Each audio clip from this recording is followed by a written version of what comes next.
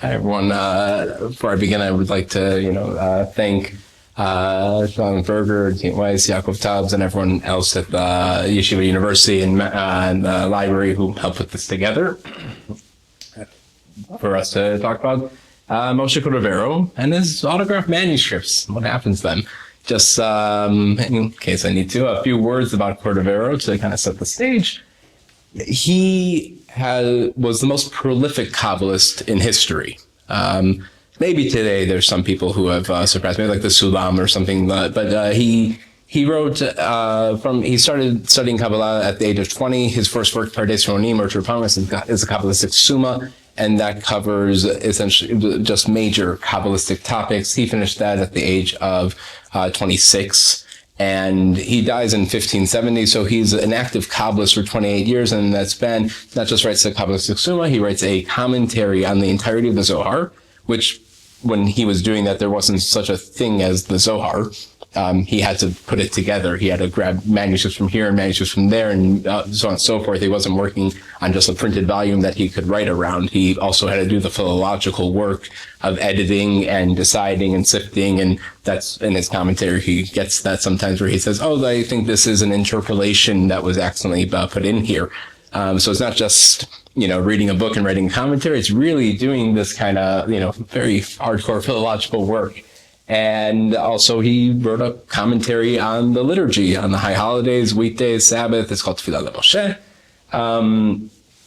And at the end, he even wrote Sefer Elima, which is essentially a more mature, comprehensive Kabbalistic theology that he wrote at the end, towards the end of his life, after he had finished writing his commentary on the entirety of the Zohar. He was able then to distill it into a very practical doctrine, theology of what we're supposed to do and how the world is, made, and so on and so forth.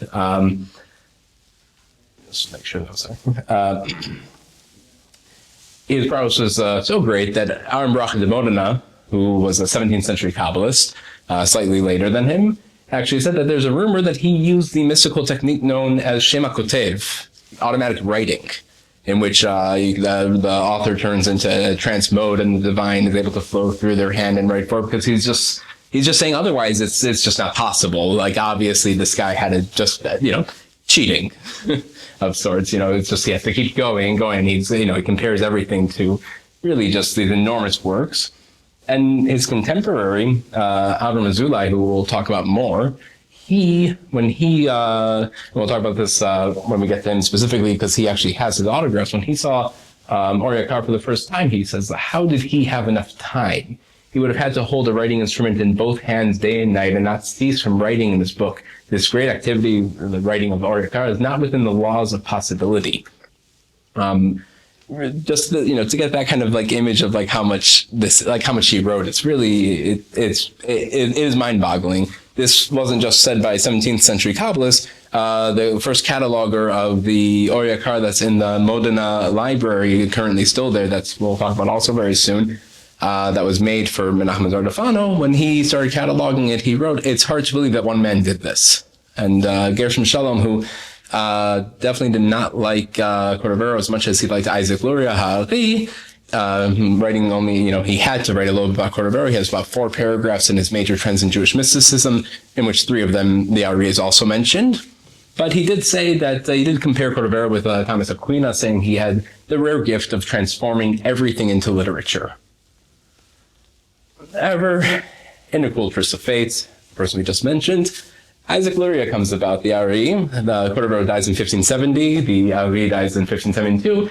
He gets to be buried next to him, but notice no one's praying by the Ramak. That's just not a thing. They're there by the Ari. Technically speaking, you see Alkabetz up there, but that's not actually his grave. You can talk to a person who does a lot of Sfat cemetery things, and he'll tell you it's not there. But the Ramak that's the tradition, is Ramak and Ari are buried next to each other. But yeah, he kind of gets overshadowed, and what makes it really a cruel twist of sorts is that the Ari himself barely wrote anything. Most of the writings are student notes that are being edited and compiled, and let's say it's Chaim is Chaim Vital, it's Chaim, it's after his name, all his students. His actual writings, what he sat down to do, is very little. There's at least one of the shvachim and of these kind of hagiographical texts that he was asked, why don't you write? He said, if I would write, I would just wouldn't stop. But, the Ramak didn't have an issue with that, obviously. He went, he just sat and wrote and wrote and wrote. But for many reasons that scholars and Kabbalists alike haven't truly answered, of what is it about Kabbalat Ari that just kind of grabbed hold of people, and that Codovero's Kabbalah kind of went to the wayside. One way or another, what ended up happening is, by the time Avram Mazulai comes to, he reads Pardes Ronim while he is in Morocco, he comes to the land of Israel, and he says, there is no demand and no request for Codovero's books. So this is around 1616. By that time, it's already game over. And while this may be the case, in today's talk, what we'll be talking about is essentially how the actual books themselves, the objects, they did survive, they remained.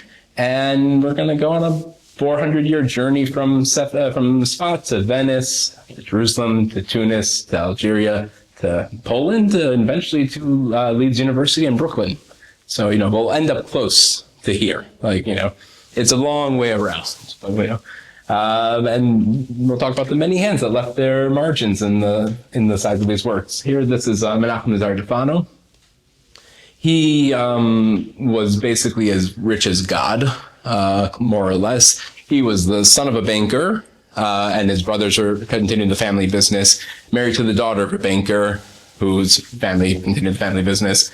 And basically, he was just able to do whatever he wanted, because it was also, as a posek also, it comes into effect. He has many interesting das yachids. For instance, he held that you could print a get, which is something that most people say you can't, and he decided no.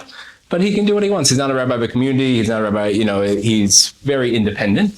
And he gets into Codoverian Kabbalah right before Codovero passes away. Supposedly he was in touch with him a little bit right before the end. But around 1575, he sends a letter to Sfat. He sends it to Codovero's widow. We don't know her name. She's the sister of Shlomo Alkabetz, so she doesn't get a name that way either. As often happens in these histories. But he offered her 500 Venetian Zecchino sequins to just have the right to copy, not even to pay for the copy and the copyist's time and the materials and the ink and the paper and all that.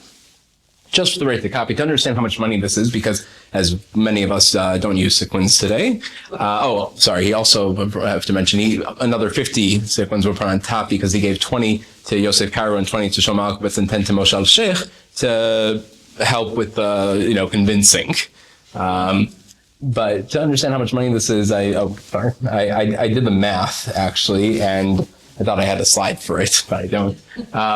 It's roughly $103,000 today, roughly. I had to turn the sequins into British currency, and then they have a really great thing. But that doesn't even mean anything, because money it's very relative. What is the buying power of this?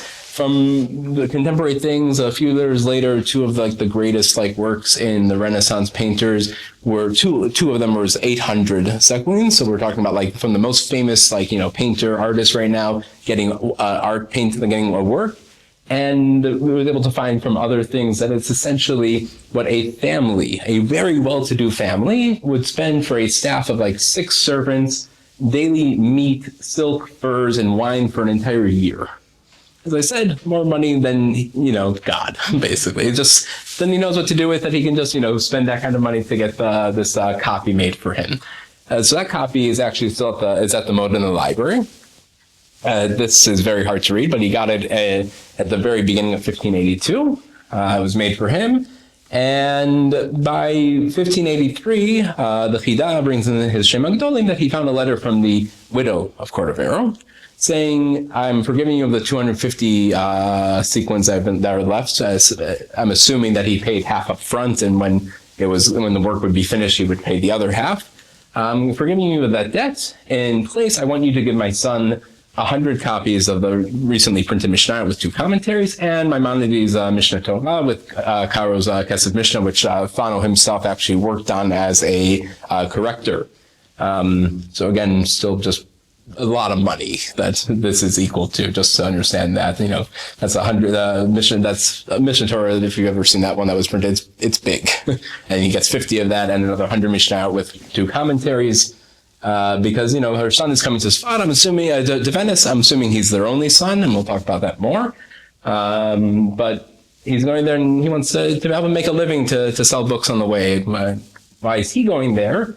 Gedalia is going there because he wants to print. He wants to print his father's works. He printed some other works. He gets into the book business. He's kind of hanging around. We know that he's definitely in Venice by 1583, because here's a very rare copy for the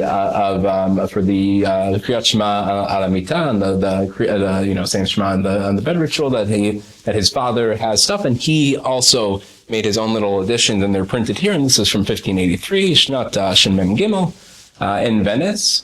And what we find out, though, very interesting, in his first book that he publishes of his father called Orna, he has a nice introduction there where he gives us some details, and one of the most important details he gives us is currently what's going on here. And he says that the reason why he really wanted to get Orna Rav to press is because he was afraid that what was going to happen, the same thing that happened with his father's commentary on the Rosh Hashanah liturgy.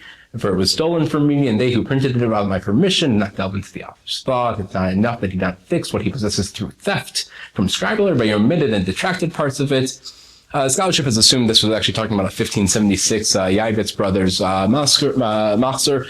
I, in more recent work, have shown that it was actually talking about the 1584 Machzer that was printed in Venice.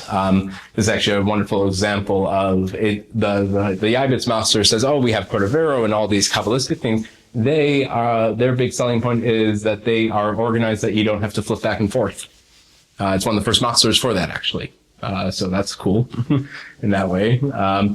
And essentially, I was able to show that in this Machzer, they actually found annotations from Shlomo Alkabetz in his Machzer. So I'm assuming that Gedalia, when he came from Sfat to Venice, he's coming not only with his father's manuscripts, but he's even got his uncle's Machzer, and he's trying to get into the business here. And he's talking to them, and essentially, they maybe don't understand copyrights and that so well, and decide, we'll just take this and we'll use it. When I found, technically speaking, they didn't steal his father's Machzer. They just took the text that was already printed in 1576. But the fact that Gedalia thought they did says that he had it with him. And I would assume that he's the only son, primarily because the assumption here is that his mother wouldn't have told Fano to give all the money just to him. That's a lot of money. You'd assume if there's other people, other sons or other things to take care of, that would have been split to whatever extent. And also, Gedalia was 8 years old when his father dies. He was born very late. There's a very interesting paper that can be written about how Kabbalists, generally speaking, only had intercourse like on Friday nights, and how that can cause very late pregnancies, because that's essentially appears what probably happened in this case, and it happened. Then there's many Kabbalists who are married who don't have children, or only have one child very late in life, and that might have to do with it. But the reason I assume also that Gedalia has all of his father's manuscripts, when his mother would be very old at this time. If his mother was the sister of Shlomo Alkabetz. Shlomo Alkabetz was Codovero's senior. Can't tell exactly how old she was, but he is the only son, and he's old enough, and so why he would most likely have his manuscripts, and also because in the manuscript that was made for Menachem Zardafano, we find here that Gedalia actually had a hand in it to whatever extent, because he went into, this says here, Gedalia ben, and this is Harav Mechaber. It gets erased because this is not Gedalia's handwriting. Essentially, this is the scribe of the Oyakar that's being done for Menachem Zardafano, who's copying word for word what Gedalia wrote. And Gedalia obviously wrote probably something along the lines of Gedalia ben Abba Mari or or something like that. And then he writes that, and they're like, oh no, that's not who I am. And like, Harav ben Harav Mechaber, he changes it like that. Achipatzi beginze harav, in the Geniza of the Rav, which essentially at this point, as everyone knows from Cairo Geniza, but you have the Sfat Geniza, but you also have essentially anytime you want to get rid of drafts. Most stuff in Genizas are drafts, okay? They're not too holy, they're not too this or that, they're just drafts that you throw out. But you throw out in the Geniza. So he found an introduction to what he says. He says, to Madua Kama, it's the first edition of Yerka. So Codovero didn't go with this name, but Codovero dies too early, at the age of 48, so he never actually gets around to writing a proper introduction. And so Gedalia found this, and he adds this to that. I'm assuming there's a good chance that Gedalia probably brought some of these manuscripts for Menachem Zardafano at this time. It's not a crazy kind of assumption to, because he's going there anyways. The other reason to assume that these manuscripts are already with him at this point is because the next place that we find them is where he is, in Jerusalem. This is just a real fun thing because Gedalia Codovero, mentioned here in the bottom, this is from a travel pilgrimage John Sanderson wrote. This is about his visit to Jerusalem in July 10th, 1601. And he gets an approbation from Gedalia Codovero and others saying that, oh yes, he went to all these places and saw all these things, and according to his tradition. But also it's a nice note here that they have the certificate in Rabbinical Hebrew with the Jewish subscriptions and the Italian translation. So in theory, there is this letter somewhere in Hebrew written by Gedalia Codovero saying how this John Sanderson pilgrimage was so great and all that. But this is Gedalia, he's already in Jerusalem by 1601. The next time we hear about the manuscripts this is by a Daniel Finzi. This is, he's from Italy, and he comes to Jerusalem, and he's sending word back. This is in about 1625, right before Gedalia Codovero passes away, and he writes that, right here we see him, ha-Chacham kavod morenu harav Gedalia Codovero, or Codovero po Yerushalayim, in Jerusalem, the man ha-Chacham kavod morenu David Castro, probably of the Castro Starr family, in which he says that all Hatzalim Shechiveh HaKodesh Haroki Codovero, all of Moses Codovero's writings, which includes Sefer Yakar, that is Perush Hazor, Commentary on Zor, Yud Bei Chalakim, 12 sections. Kol Achad Gadol Mechibo Yalkut, about the Yalkut Shimoni, a very large book.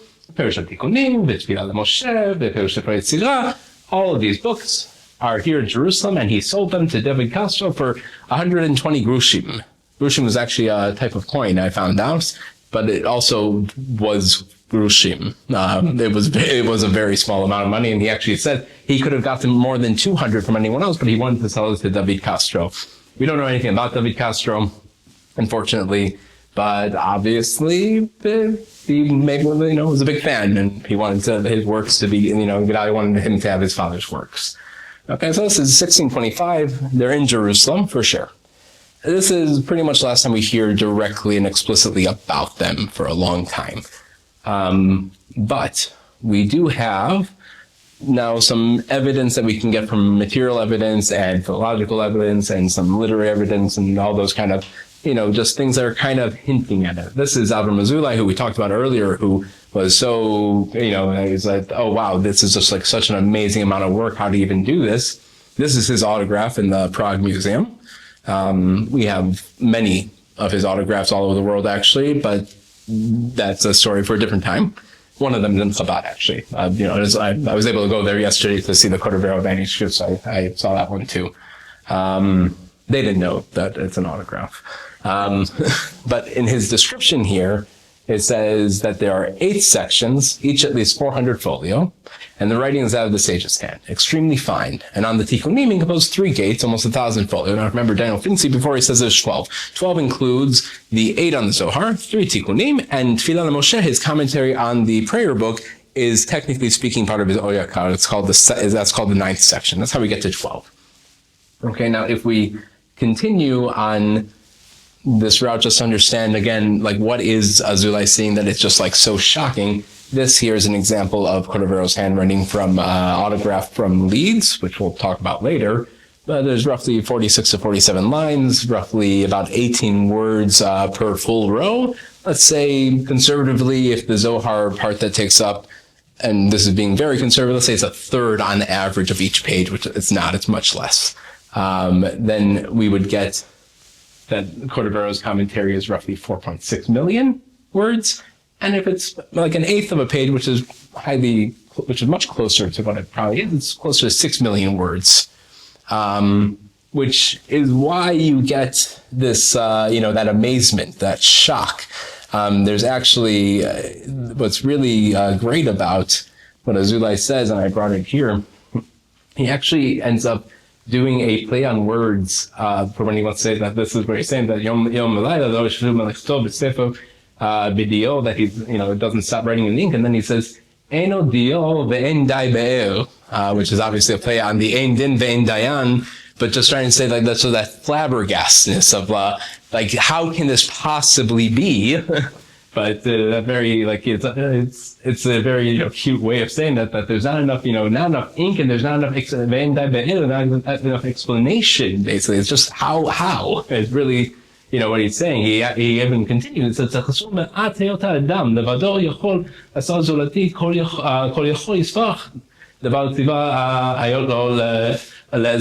he's saying that this is almost beyond human capability, unless, except for the fact that God obviously commanded him to do this.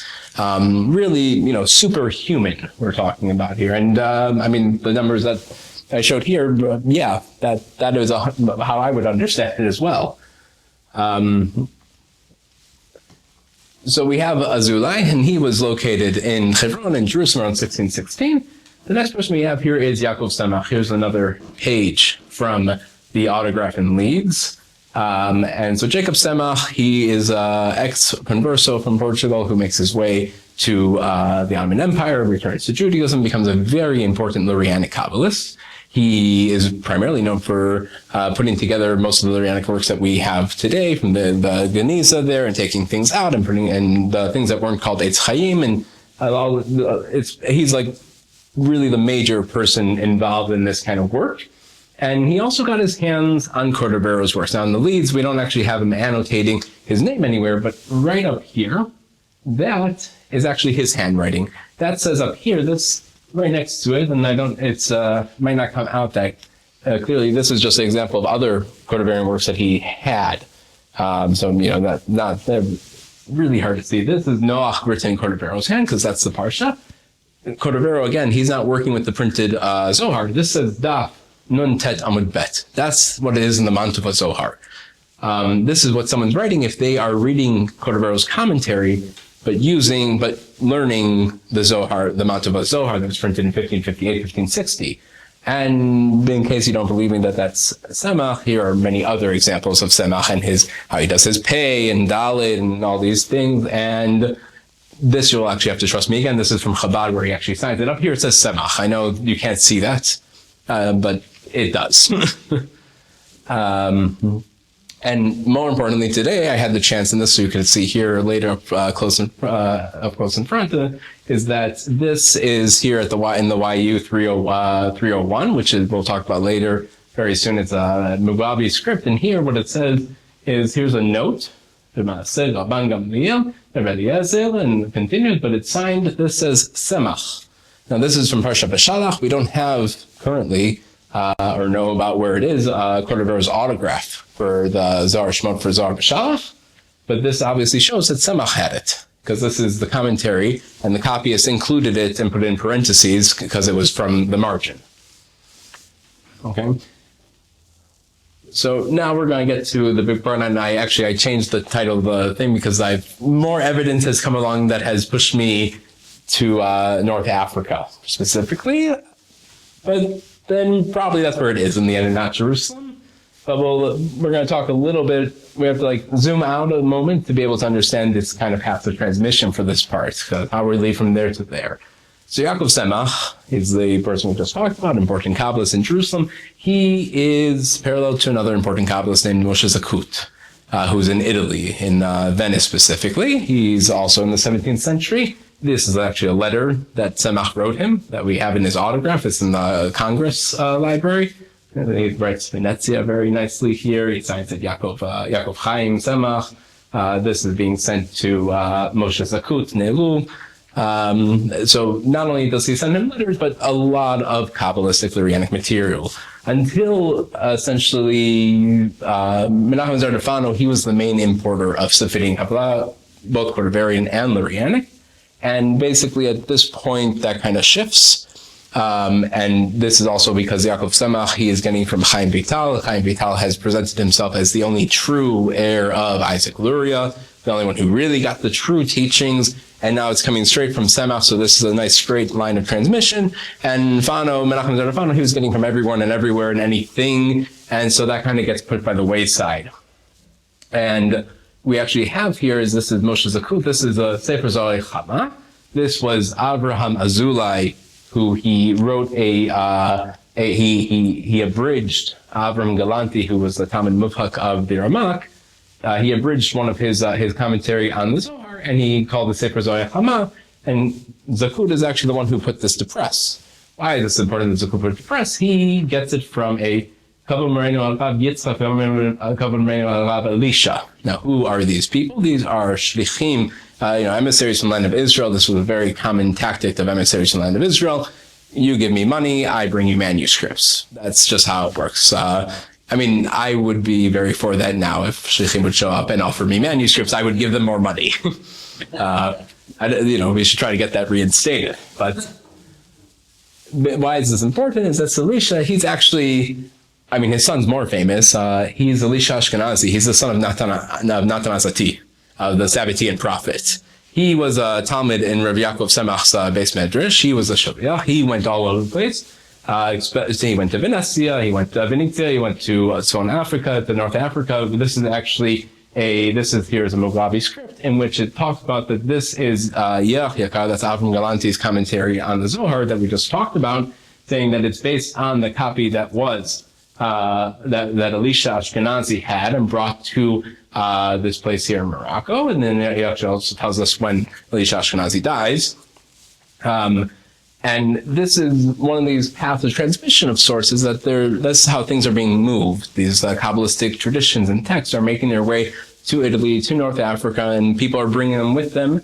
And which brings me to what I was saying before, but during Menachem Zera Fano, he was the main importer, and it's true for almost everything.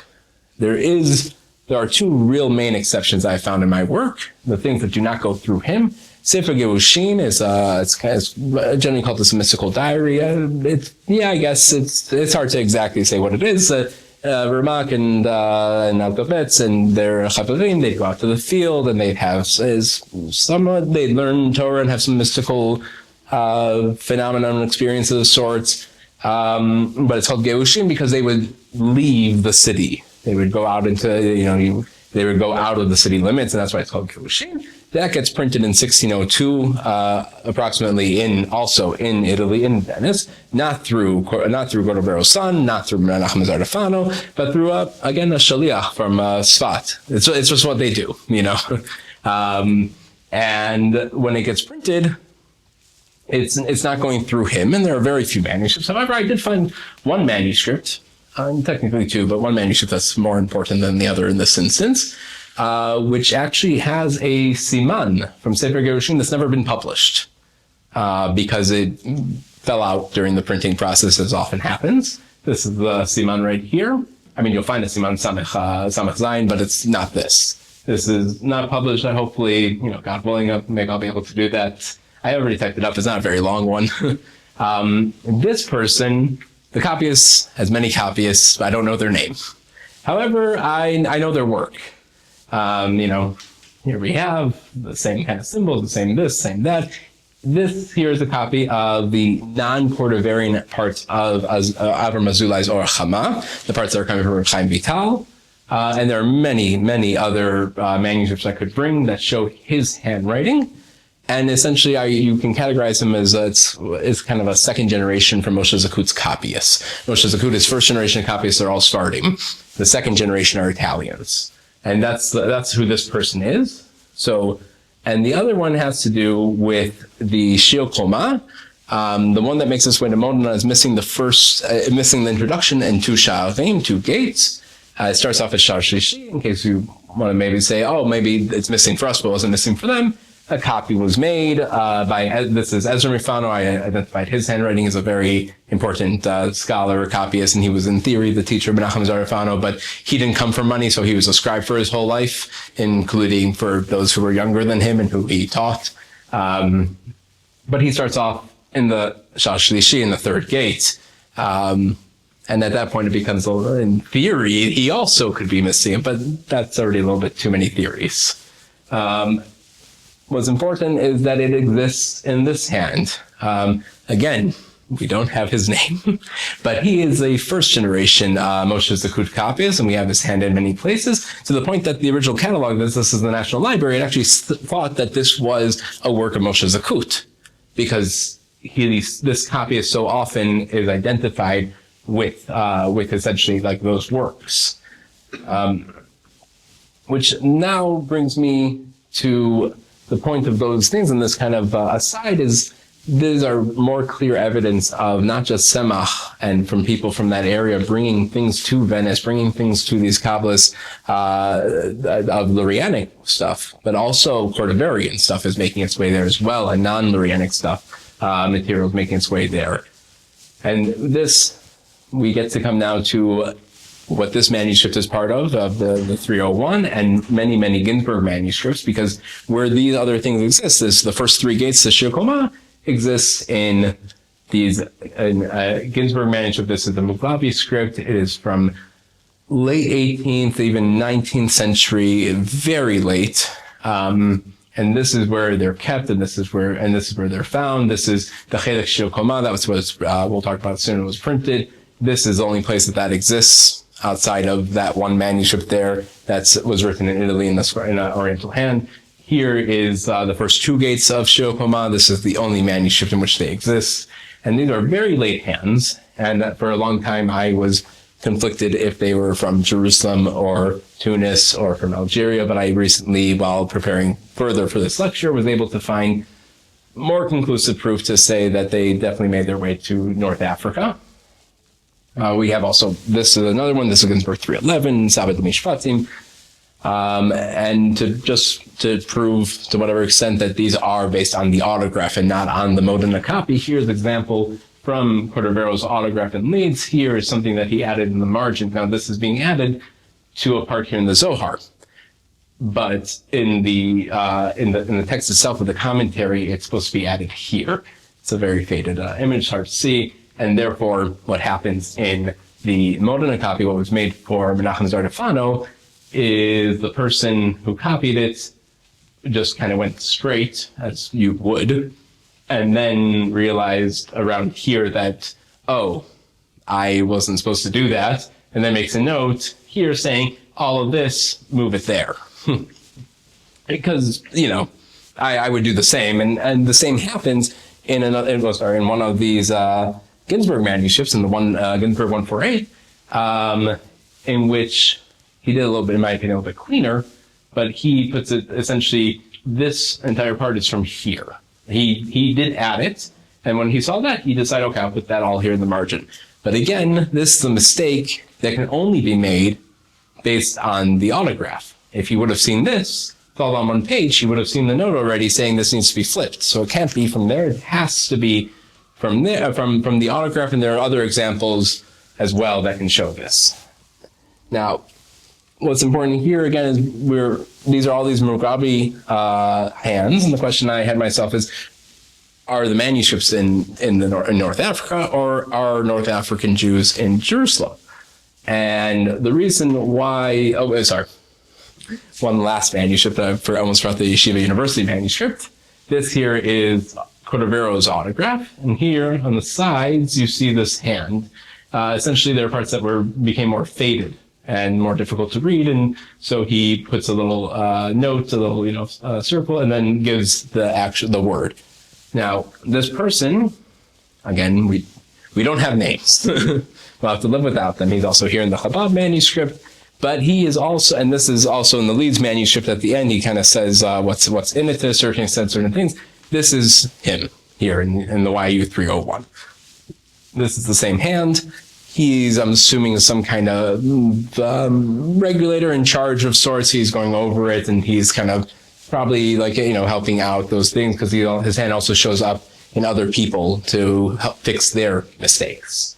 So the reason why I'll go back, the reason why I thought that perhaps they're in Jerusalem happens to be because of Shir Koma, Codovero's work on the Hijrot. The introduction is printed in Warsaw in 1883. And they say specifically that they got it from a Ktav Yad, from a manuscript that was Tamun Ganuz, hidden away, in Jerusalem among the Sephardim. So there's no reason to think that they're getting this from maybe an Italian copy or Ashkenazi. They're saying it's a Sephardic hand. They're saying Jerusalem. And the last known for sure place that these are in is Jerusalem. That's with Yaakov Semach. They're definitely there. But I looked further, and I saw in an amazing book of the Toldot Chachmei Tunis, written by a Tanushi, Yosef Tanushi, in the late 19th, early 20th century, in which he actually talks about Valim Kulam Chiver Sifo Yakar. It's saying that but the Shem Chav Gimel is the only place where Codovero writes when he wrote part of Yakar, but it continues after. But what's important is that he says that there are about 10 or so, codices, and they're according to Shalim the Simanim. That's how Codovero does it. And he saw one of them, and it was Ktiba Daka, that the Meir Mechaber, that's very fine. That very fine handwriting that we've seen a few times already of Codovero's, of the authors, that was told to this person here is Rabbi Yaakov Lipschitz. He was a Mocher Sfarim, he was a bookseller, rare bookseller. He brought things to London, and the rest of them, he says, are in Argil, in Algeria. But he saw them, he's in Tunis, and he saw them there. Now they made their way to Algeria, and what we find the next time that we hear about these happens to be with the Gur Rebbe, the Imre Emes, Avram Mordechai Alter, already 65 times 48. It's actually with his brother that we hear about this. They were also, the Gur Rebbe had an immense library that unfortunately much of it has been lost between both world wars, basically.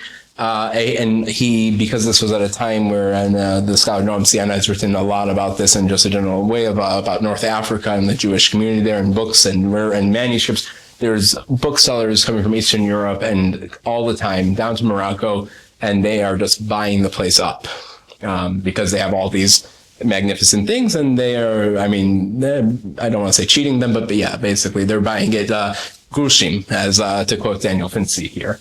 But what's important is that a lot of his stuff is therefore coming from Tunis, coming from Algeria, so that's placing it closer to there. And what we have is this amazing letter. This is from his brother, who he's writing to Daniel and Elisha Sirkus. Daniel Sirkus, for people who are religious Zionist history, you might recognize the name.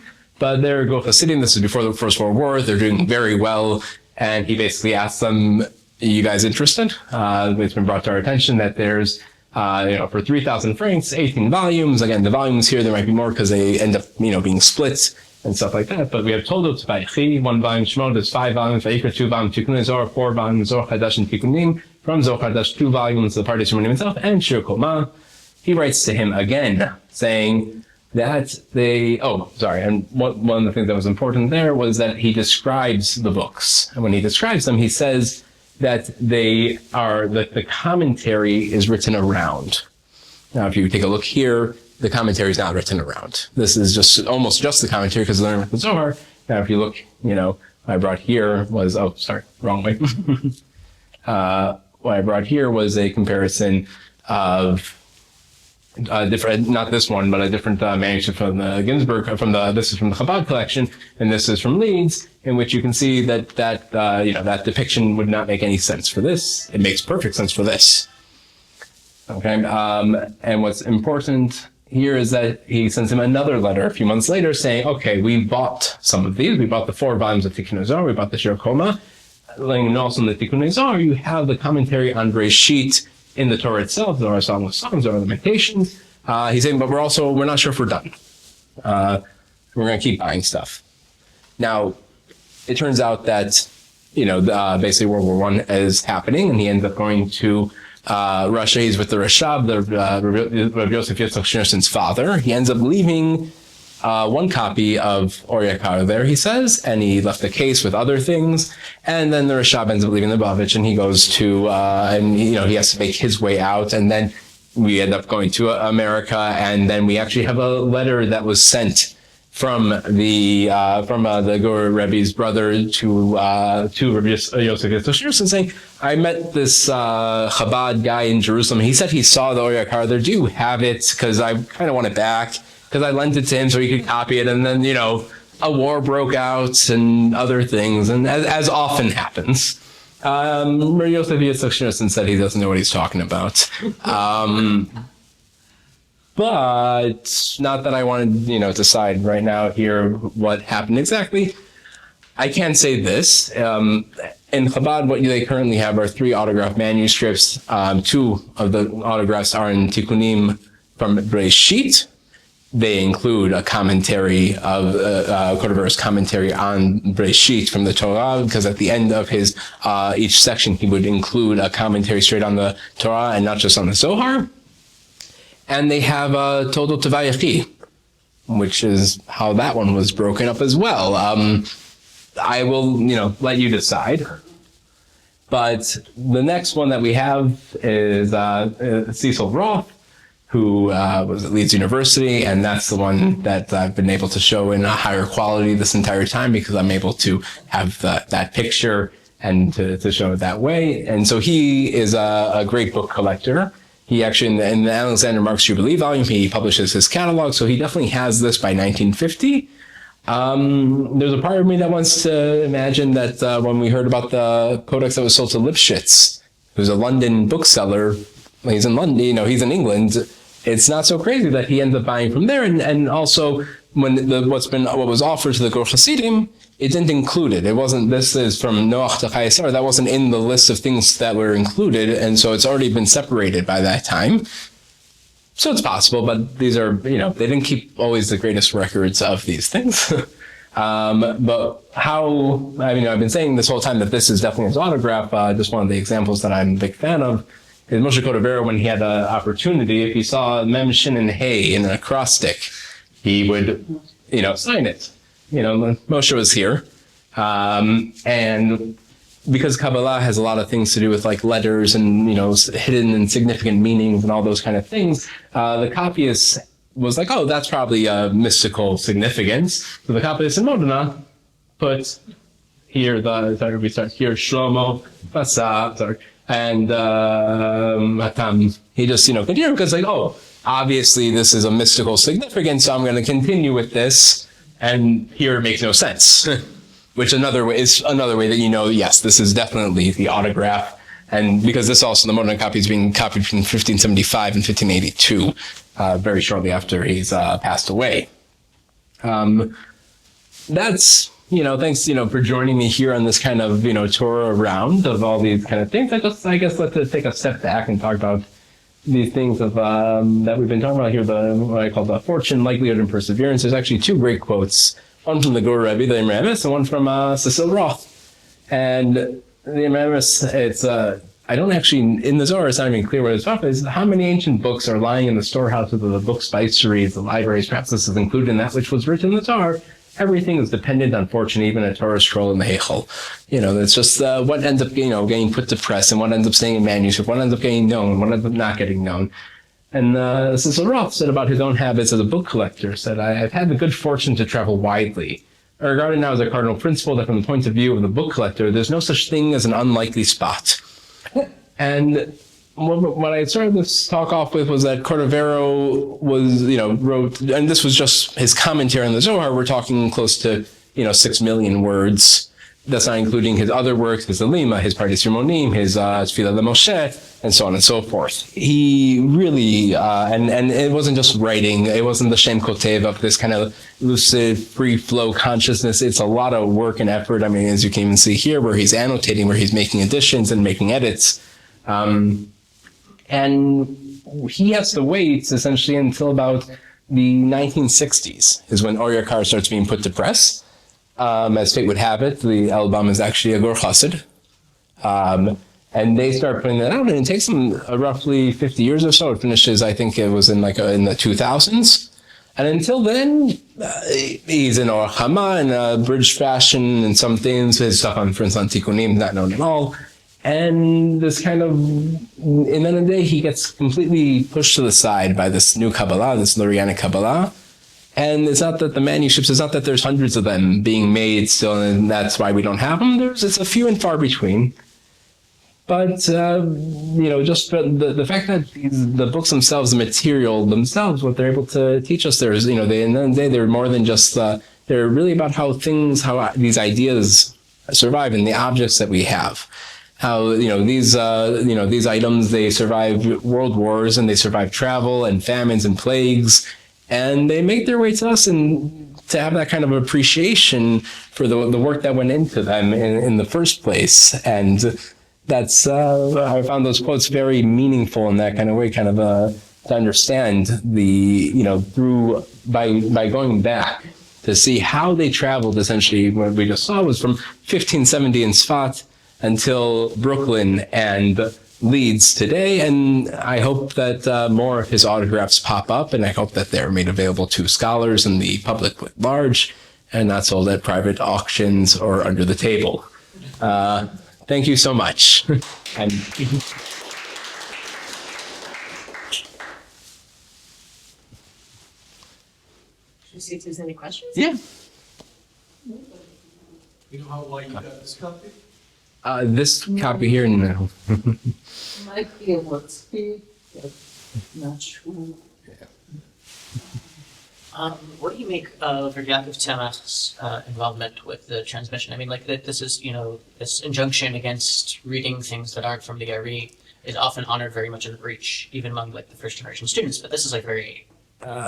So I would say that might be a little bit more hagiographical. I mean, we have Tzemach's handwriting in many things, and we have he owned Maseh Efod, for instance. He owned many different works, and he was well read and all those kind of things. And he also collected, even after coming back to Judaism, he collected obviously Codovero's work. He collected pretty much everything. He also made a living selling. We know that he was involved in book trading and book selling.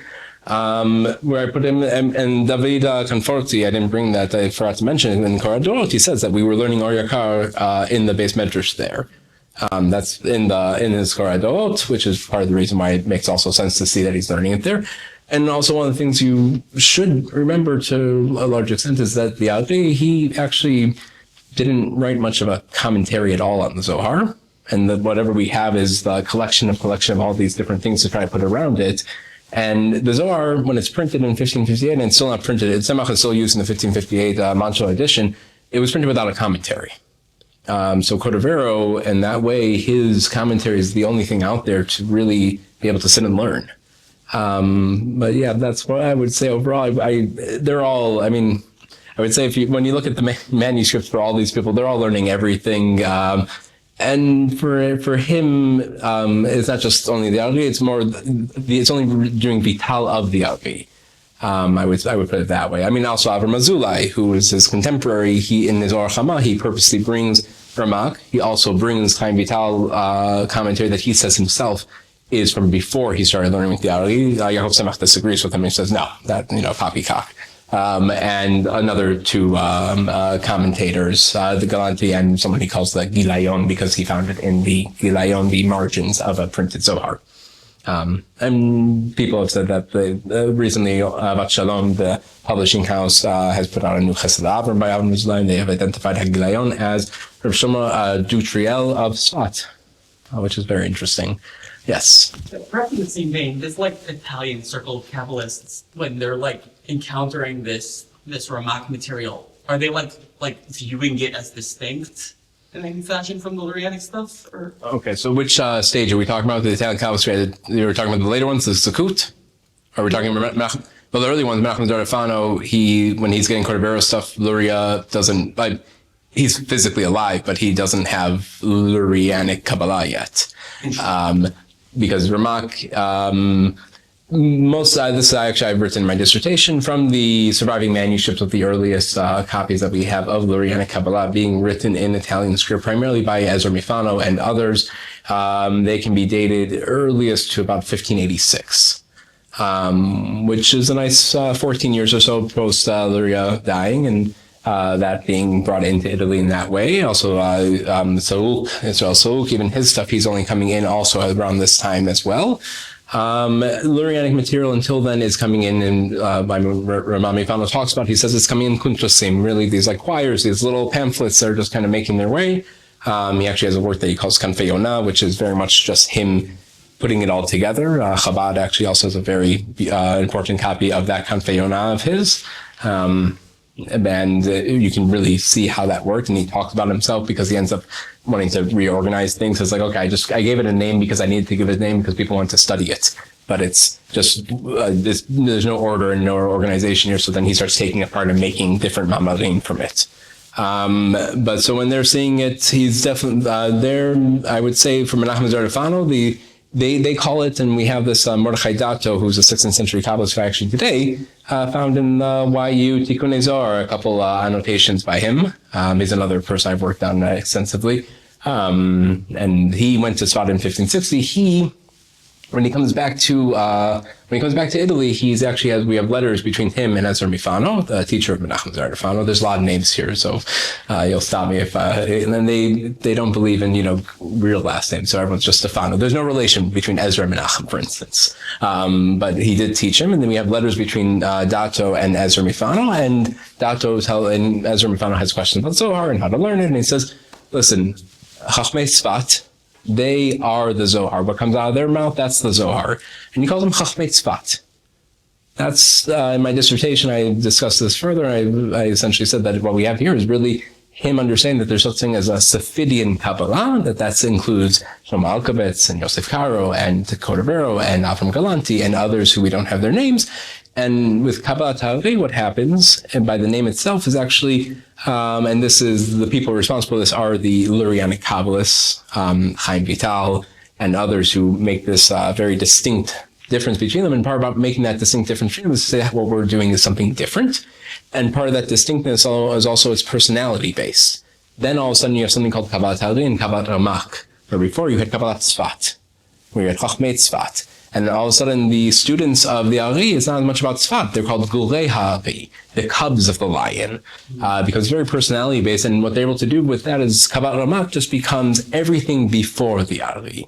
So for Menachem Zardafano, he lives in this very middle state, and you have certain works like that. There's a work called Kanfei Yonah, not Menachem Zardafano's Kanfei Yonah. They also are very bad at choosing unique and new names.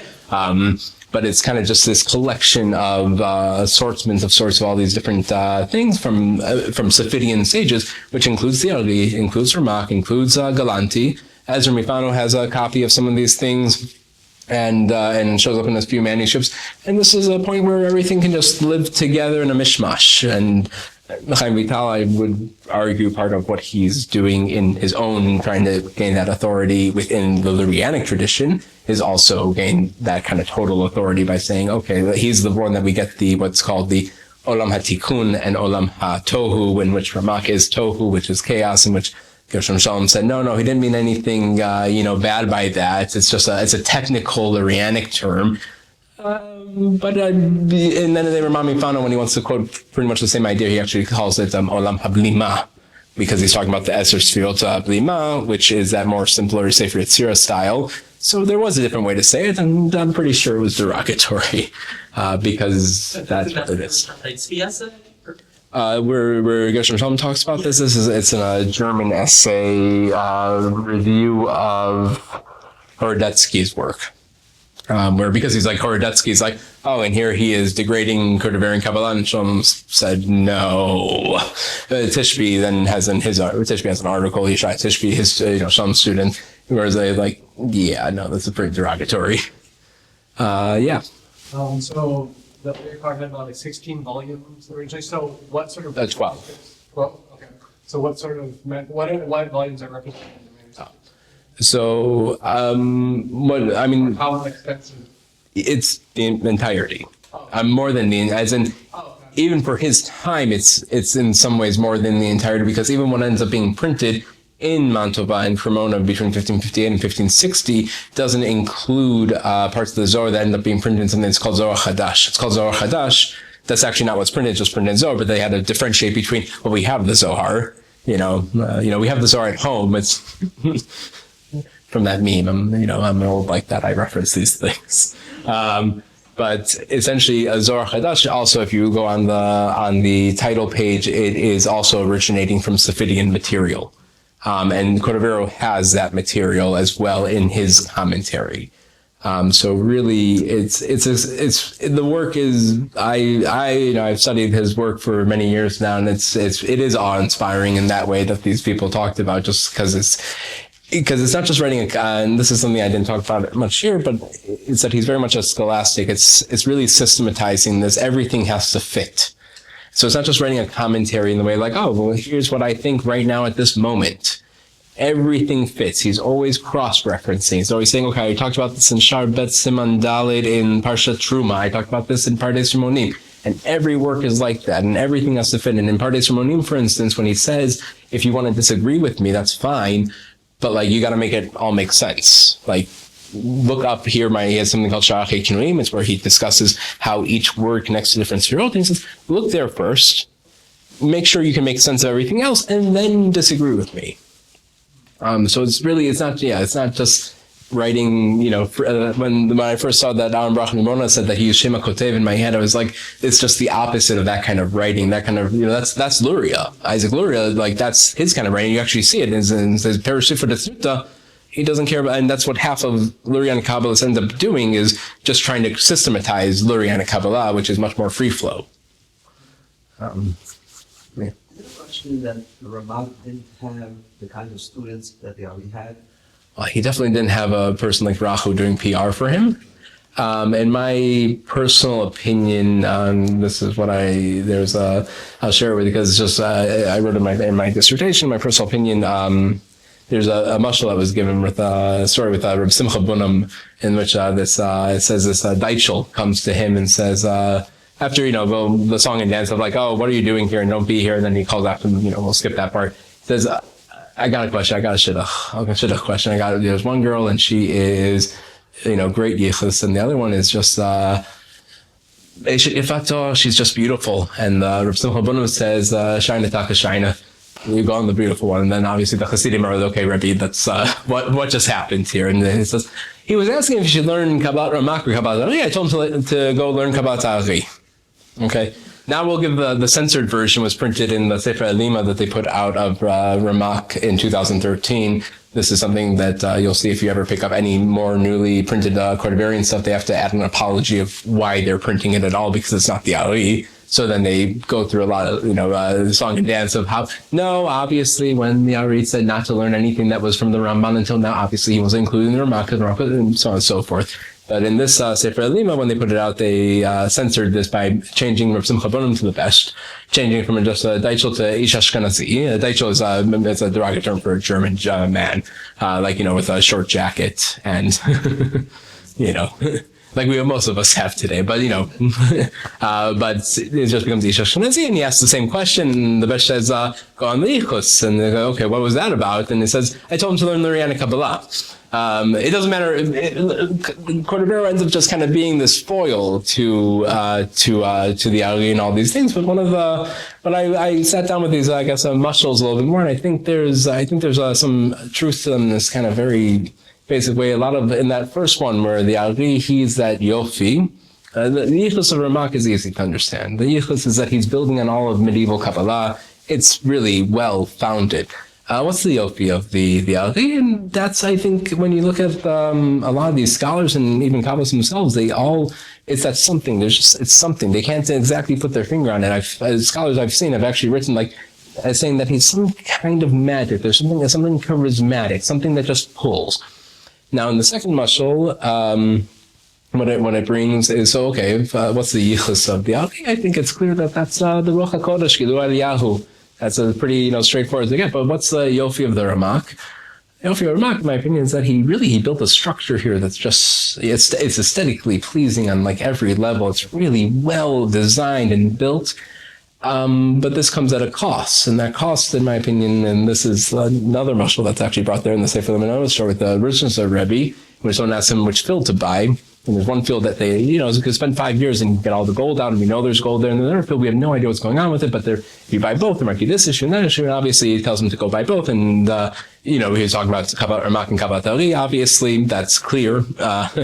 And Kabbalat Ramak, that's the one that has, that we know already. We can spend about 5 years, we'll get everything out of it. And Kabbalat is that kind of pure potential. Around, this question of aesthetics, around the same time, you have this thing that's happening in the, contemporary speaking, not saying that it's connected in this way, but you have in the Renaissance and art where it used to be that you had a completion was considered aesthetically pleasing. That was the goal. And then there's a point where it starts going more towards the Baroque, in which it's this, the fact that you can't, that the artist put all he could into this thing and he still couldn't complete it. That's showing this transcendence amount. And I think between how this relates to the Ari and the Ramak in this case with their commentaries and their thoughts is Codovero, he finished the job. He really it's complete. You can add certain clarifications and you can make some points finer, and some people do, but the Ari is very flexible because he just didn't write that much, and it can be molded onto new things, and but also even like the smallest things, minhagim. Ramak doesn't have that. It's not that Ramak doesn't have what's called in Kabbalist research theurgy, that there's something when we do mitzvot we're able to cause effect on high and so on and so forth. He has that, but not in that same flexible way in which the Ari, you're really able to just kind of build it out. And you can and that's essentially really what all of Lurian Kabbalah has primarily been for the past few 100 years, 200 years at this point. You have the Rashash and all these people. They're really they're building it out further and further and further. And the Ramak, you're done. The building's complete. If you even try to add something on, it's going to look like one of those awful buildings where, that's like they have to keep that part because it's historic, and then it clashes. Like that's how I feel. Because Talmidim wise, Ramak had them. You don't have Shifchei Ramak. It's a book that was written recently, which is just actually just summaries and excerpts from Ramak's own teachings. Like there's no miracle stories about Ramak.